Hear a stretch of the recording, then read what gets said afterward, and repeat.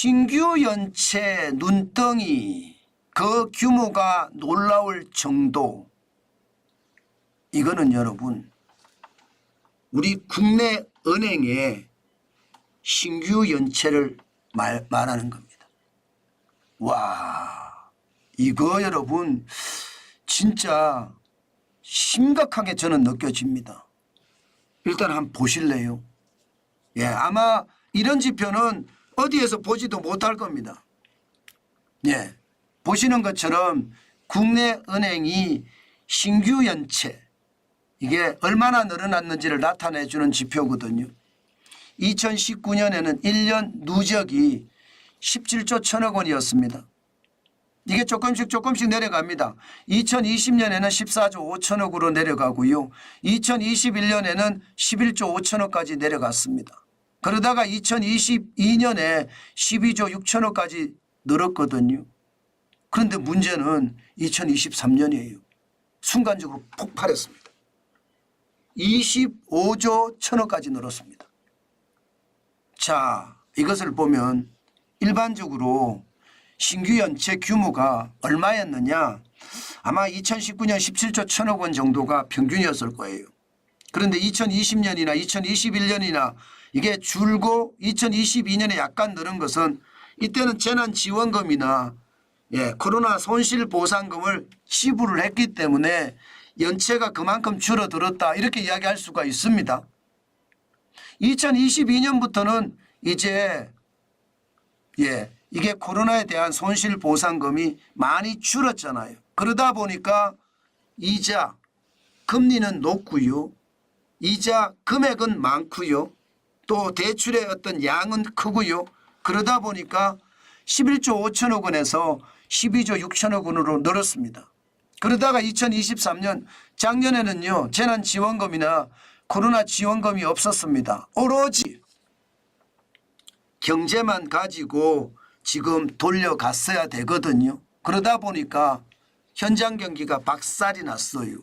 여러분 알다시피 경제개혁이 일어났어야 되는데 최저임금에 대한 어떤 조정도 없었고 주 52시간에 대한 조정도 없었고요. 각종 제도들에 대한 어떤 개혁이나 또 법에 대한 어떤 개정은 전혀 없었습니다. 그러니까 그런 상태에서 손실보상금도 지불하지 않았고요. 여기에 재난지원금도 없었습니다. 그러다 보니까 연체가 폭발적으로 늘은 겁니다. 25조 1천억 원. 여러분 2021년 대비 2023년을 보면 118.2%나 늘었습니다. 신규 연체가 굉장히 많이 늘었죠. 금액으로 13조 6천억 원이 늘었고요. 참 장난이 아니게 는다, 이렇게 이야기할 수가 있죠. 이게 여러분 국내 은행들이 굉장히 위험하게 느끼는 숫자예요. 이런 것들이요. 여러분 신규 연체가 25조 1천억 원이라고 한번 생각을 해볼까요? 국내 은행들이 예를 들어 신한은행이다, 국민은행이다, 운영할 수 있는 자금이 얼마나 될까요?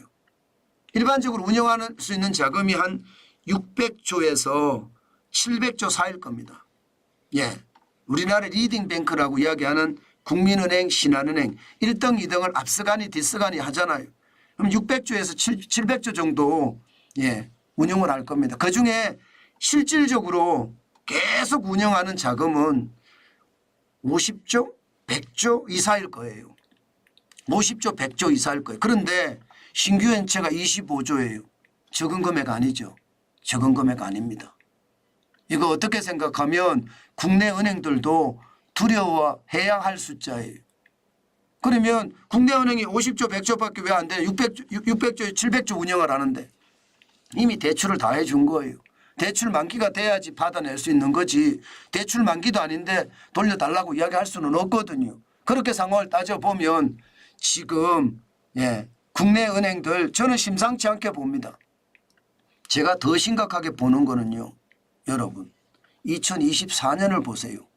1월에서 4월까지 벌써 10조 8천억 원입니다. 작년 대비해 보면요, 작년 대비해 보면 작년에 7조 3천억 원이었거든요. 그러면 47.9%가 는 숫자입니다. 자, 이대로 계속 간다고 쳐요. 그러면 올해는요 국내은행의 신규 연체 규모가 30조가 넘어설 가능성 굉장히 많죠. 굉장히 많습니다. 저는 이게 위기가 아니면 뭐라고 생각하느냐. 여러분 제가 이 지표를 억지로 만들어낸 것도 아니고 실제 금융감독원에서 발표하는 지표를 가지고 여러분에게 말씀을 드리는데 이 정도면 국내은행도 위험하다는 생각이 들지 않으세요? 저는 국내은행도 위험할 수 있다고 생각을 합니다. 지금 2021년 1년 동안에 11조 5천억 원의 규모였잖아요. 그런데 지금 2024년은 1월에서 4월 4개월 동안에 지금 거의 육박한다는 거예요. 2021년에 육박한다는 겁니다. 그러면 충격은 얼마나 커질지 아마 여러분들도 저는 짐작이 될 것 같다고 생각을 합니다. 이 정도면 2013년 이후 최대치라고 이야기하거든요. 게다가 이게 한번 무너지면 정신없습니다. 문제는 여기서 줄어들 것 같지 않다는 게 문제죠. 게다가 여러분 연체율 보세요. 연체율이 2024년 4월이 0.48로 늘었습니다. 국내은행의 원화대출 연체율이 말입니다. 신규 연체 규모도 많이 늘어나지만 원화대출에 대한 연체율도 굉장히 빠른 속도로 늡니다. 0.48이면 여러분 데드라인이 0.4에서 0.5거든요. 그럼 0.48이면 굉장히 높죠.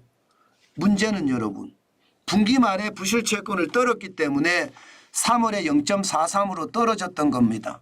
그러면 2월 기준으로 볼까요? 2월 기준으로 보면 0.51이죠. 그러면 지금 4월이 0.48입니다. 그러면 5월은 어떻게 될까요? 5월은 0.5를 넘겨도 저는 많이 넘길 수도 있다는 생각이 들어요. 연체율이 점점 더 커진다는 겁니다. 괜찮을까요? 여러분들은 대출하고 나서 원리금 제대로 갖고 계시나요? 아마 쉽지 않을 거라고 생각이 들어요. 가계도 말입니다. 여러분 만만치 않거든요. 지금 가계 4월이 0.40까지 올라갔거든요. 3월에 0.37이었습니다. 1월이 0.38이었어요. 지금 이대로 가면 지난 2월 0.41을 확실히 넘어설 겁니다. 5월 달에 말입니다. 그만큼 연체가 심각해진다는 뜻이에요. 보세요. 주택담보대출의 연체는 그렇게 많이 늘어나지 않습니다. 그러나 가계신용대출의 연체율은 0.79까지 늘어났습니다. 가계대출 평균이 0.4인데 가계신용대출은 0.79 2배라는 뜻이잖아요. 가계도 지금 경제가 좋지 않으니까 연체가 늘어난다는 의미로 해석해도 괜찮습니다. 기업은 더 심합니다. 기업은 0.54까지 올라갔습니다. 지금 이대로라면 5월 달에는요 0.6을 넘어설 거라는 예측도 나옵니다. 0.6. 0.6이면 여러분 점점 말입니다. 글로벌 금융위기 때 2009년 2월을 보세요. 2.31%거든요. 이 정도까지는 아니겠죠.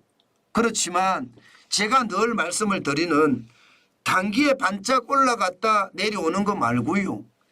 장기로 길게 0.4, 0.5, 0.6, 0.7 이렇게 간다. 이게 더 고통스럽다고. 지금 그만큼 말입니다. 기업의 상황이 어려워졌다는 뜻입니다. 실질적으로도 보세요. 대기업은 여전히 그대로입니다. 그렇지만 중소법인은 일반 기업 대출이 0.54인데 0.70입니다. 자영업자들은 0.61이고요. 중소기업 전체로 보면 0.66이고요. 결국 말입니다. 대기업은 수출을 잘하니까 버텨낼 수 있지만 중소기업 내주 중심의 중소기업들은 지금 0.70이니까 굉장히 어렵다는 뜻이죠.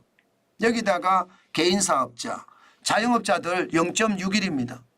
이것도 만만치 않습니다. 이렇게 되면 여러분 저는 가계에서는 신용대출이 위험하다 이렇게 느껴지고요. 기업에게는 중소법인이나 개인사업자가 위험하다 이렇게 느껴진다는 뜻입니다.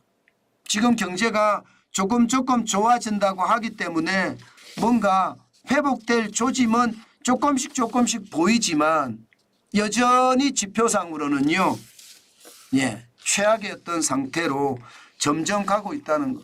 여러분들도 느끼실 거예요. 아마 여러분 주변에 자영업 하시는 분들이 폐업했다는 이야기 많이 들으시죠. 예. 기업 하시는 분들이 나 중소기업 정리해야 되겠다 이런 말도 많이 들으실 거예요. 그게 지표로 다 나타난다고 생각을 하시면 됩니다. 지금 경제가 좋아진다, 내수가 좋아졌다 이렇게들 이야기하지만 단순하게 그렇게 결정할 일은 아니다. 저는 그렇게 생각을 합니다. 여러분 시장이라는 게 단순한 건 솔직히 없어요. 네, 단순한 건 진짜 없어요. 그런데 지표가 악화되는 지표가 나오는 것은 우리가 진짜 크게 경계감을 가지고 봐야 됩니다.